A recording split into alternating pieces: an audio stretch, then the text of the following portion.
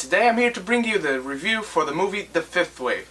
Based on a YA novel written by Rick Yancey, it's directed by Jay Blakeson, and it stars Chloe Grace-Moretz. This movie is about how, after 4 alien attacks, the Earth has been devastated. Our main character, Cassie, wants to rescue her brother, who's being held by the army and being forced to be turned into a soldier.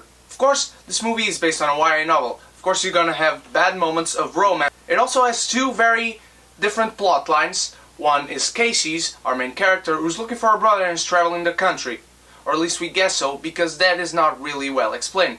The other plot point is her brother in the army, and we see that he's being trained alongside her crush from high school, played by Nick Robinson. These 2 are very different plot points, and they converge together at the end of the movie. However, during the movie you find yourself more interested in the secondary plot, which is the kids being trained by the army, than Cassie's journey, because of course in her journey she meets a guy and we have a forced romance being brought into our story. The kids being trained by the army are very different kids, and I think they fleshed them out well enough for us to care about them, or at least some of them. Nick Robinson actually impressed me with his acting in this movie. After Jurassic World, I really didn't care for the guy, but here, he shows like he has some chops, and he can lead a team and lead a squad. He has us caring for him. Another member of his squad is played by Maika Monroe, and she's named Ringer. She's the expert and the know-it-all of the group. She's the asshole of the group, if you will. And you find these 2 very different characters coming together and realizing each other's strengths. Now Cassie, Chloe Grace-Moretz, traveling the country, she's attacked and she has to face many tribulations, and she finds a guy who's named Evan Walker, and he's played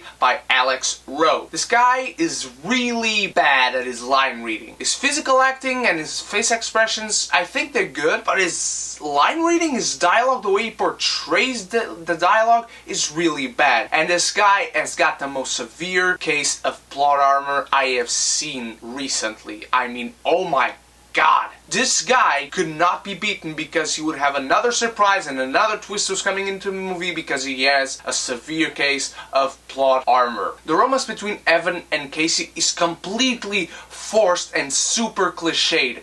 You don't actually get a love triangle in this movie, thank God, but the romance is so bad it won't be any surprise to you if I tell you Akiva Goldsman wrote this script. Yeah. That.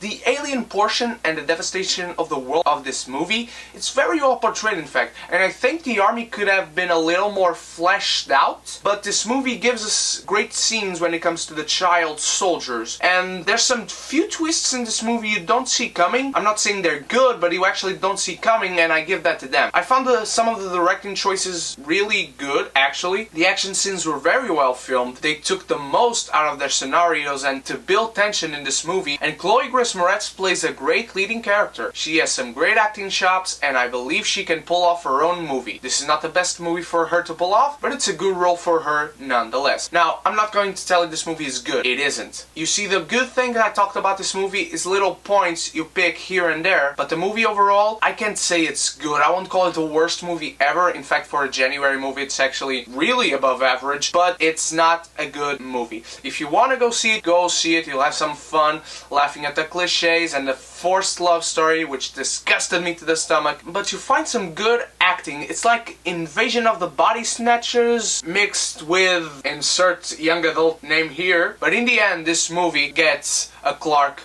Gable.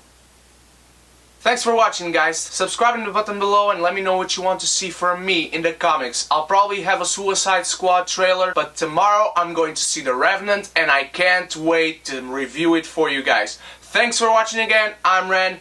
Bye-bye.